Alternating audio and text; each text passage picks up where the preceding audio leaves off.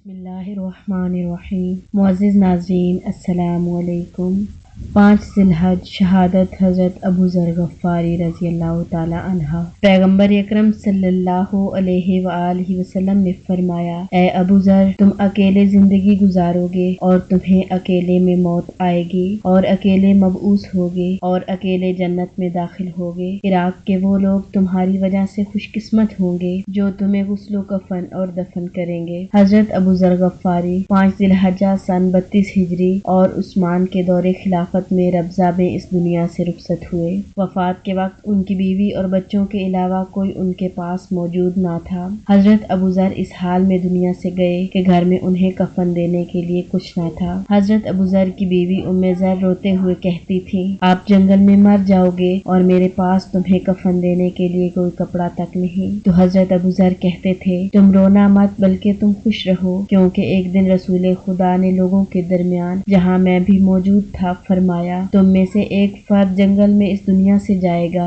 और मोमिनीन की एक जमात उसे दफन करेगी। और अब वो तमाम लोग जो मेरे साथ उस वक्त मेरे हमरा इस महफिल में थे, वो शहर में और तमाम लोगों के सामने इस दुनिया से रुखसत हुए हैं। इससे मालूम होता है कि जो कुछ पैगम्बर अकरम सल्लल्लाहु अलैहि वआलिहि वसल्लम ने फरमाया था वो मेरे बारे में फरमाया था। फिर उसके बाद अब्दुल्ला बिन मसऊद और उसके बाद दूसरे साथियों का वहां से गुजर हुआ, जिसमें हजर बिन अदबर, मालिक अश्तर और अंसार के बाद दूसरे जवान भी थे। उन्होंने गुस्ल कफन दिया और अब्दुल्ला बिन मसऊद ने नमाज जनाजा पढ़ाई। हजरत अबू ज़र की कब्र रबज़ा में मौजूद है। हजरत अबू ज़र ने इमाम अली अलैहिस्सलाम को विलायत का हकदार समझते हुए इमाम के दिफा में हजरत अबू बकर की बैत से इनकार किया और वो कहते थे कि खुदा की कसम, अगर मेरी जबान पर तलवार रखें और कहें कि मैं पैगम्बर अकरम की हदीस नकल ना करूं तो मैं अपनी जबान कटवाने को रसूल अल्लाह की हदीस बयान ना करने पर तरजीह देता हूँ। इब्ने अबिल हदीद का कहना है कि उस्मान की तरफ से मरवान बिन हकम, ज़ैद बिन साबित और चंद दूसरे लोगों को बैतुल माल से माल देने और उस पर अबू ज़र की मुखालफत और एहतजाज बाइस बना कि उन्हें शाम जला वतन किया गया। हजरत अबू ज़र ग़फ़ारी शाम में मुआविया के कामों पर एतराज करते थे और एक दिन मुआविया ने 300 दीनार अबू ज़र के लिए भेज दिए। तो हजरत अबू ज़र ने दीनार लाने वाले से कहा, अगर ये बैतुल माल से मेरा इस साल का हिस्सा है जो अब तक नहीं दिया गया था तो मैं इसे रख लेता हूँ, लेकिन अगर हदिया है तो इसकी मुझे कोई जरूरत नहीं है, और इसे वापस कर दिया। जब मुआविया ने दमिश्क में कसर खजरा बनवाया तो अबू ज़र ने कहा, ए मुआविया, अगर इस कसर को बैतुल माल के पैसों से बनवाया है तो खयानत है और अगर अपने पैसों से बनाया है तो इसराफ है। इस तरह से हमेशा मुआविया से कहते थे, खुदा की कसम, तुमने ऐसे काम अंजाम दिए हैं जिन्हें मैं नहीं जानता हूँ, और खुदा की कसम, ऐसे काम ना तो अल्लाह की किताब में है और ना ही पैगम्बर अकरम सल्लल्लाहु अलैहि वआलिहि वसल्लम की सुन्नत में। मैं ऐसे हक को देख रहा हूँ जो बुझा जा रहा है और ऐसे बातिल को देख रहा हूँ जो जिंदा हो रहा है, सच को देख रहा हूँ जिसे झुठलाया जा रहा है। यहाँ तक कि अबू ज़र की इन्हीं बातों की वजह से एक दिन मुआविया ने उनकी गिरफ्तारी का हुक्म दिया और उन्हें अल्लाह और उसके रसूल का दुश्मन ठहराया। हजरत अबू ज़र ने भी जवाब में कह दिया, मैं ना तो अल्लाह का दुश्मन हूँ और ना ही अल्लाह के रसूल का।